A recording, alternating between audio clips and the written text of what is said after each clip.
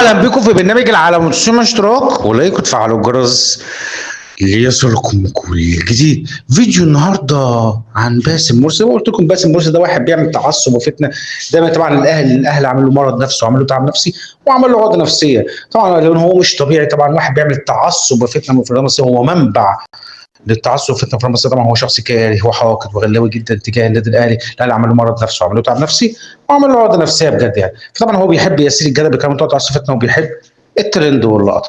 طبعا باسم مرسي طبعا هو بيقول كلام بشع عن النادي، كلامه غير محترم عن النادي، كلامه بينم عن التعصب فتنه في مصر. طبعا بيقول كلام كله كذب وافتراءات عن النادي، بيقول حاجات اصلا مش موجوده على ارض الواقع، بيقول حاجات اصلا من وحي خياله. فواضح الاهلي عمل له مرض نفسي وعمل له تعب نفسي وعمل له عقده نفسيه بجد يعني. طبعا باسم مرسي طبعا هو ب 100 وش متراوم، ما عندوش شخصيه اصلا، ما عندوش مبدا في حياته. تلاقيه هو منافق ومدلس وكذاب وانه بيكره وبيغل وبيحقد. والشر ما تجاه النادي الاهلي عملوا مشكله وعملوا عقده من السنين لانه هو بيكره وبيغل تجاه النادي الاهلي.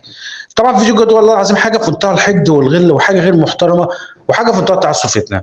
تعالوا شوفوا معايا كده. بيراميدز هو رقم واحد في مصر في اللحظه اللي بكلمك فيها دي، ومعاه فلوس. بس النادي الاهلي معاه فلوس، معاه جماهير، معاه ميزانيه، معاه لعيبه، معاه كل حاجه. بيراميدز طلع بفلوس بس بقى رقم واحد في مصر. يعني والله عايز اقول لك يا باسم مرسي الاهلي هيفضل وجعك، هيفضل وجعك ومضايقك وهيفضل دايما مربي لك الخفيف ومجننك.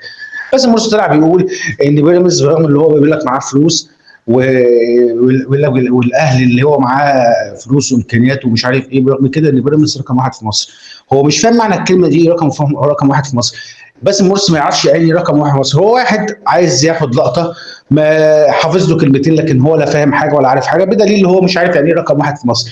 رقم واحد في مصر بتقول على نادي رقم واحد في مصر ده لما يكون مستحوذ على البطولات على مدار السنين، بطولات محليه وقاريه، ده يتقال عليه رقم واحد في مصر. لكن لما تيجي تقول بيراميدز عشان خد بطولات واصلا الاهلي اصلا مش موجود في البطولات، وانت بتيجي تقوله في سنه يعني مش في على مدار السنين، بيتقال على نادي يكون رقم واحد في مصر على مدار السنين سواء محليه او قاريه. لكن انت حافظ لك كلمتين لكن انت لا فاهم حاجه ولا عارف حاجه. بس مرسي انت حقد وغلك تجاه النادي الاهلي بلا حدود، عايز تعمل ترند ولقطه وتتشاف زي اي حد. فطبعا عايز اقول لك بس حاجه، عايز اقول لك بس مرسي الاهلي هيفضل مجننك ويفضل وجعك ويفضل مربي لك الخفيف ويفضل عامل لك عقده نفسيه. فطبعا انا بس مرسي طبعا قلت لكم هو بيحب يسير الجدل بكلام متقطع صفتنا وبيحب الترند واللقطه. طبعا بس مرسي طبعا هو كاره للنادي الاهلي وحاقد على النادي الاهلي. بس مرسي اعرف حجمك قبل ما تتكلم عن النادي الاهلي. استنوا في حلقه بكره من برنامج العالمي. السلام عليكم. كل يوم رايح للاهلي انسى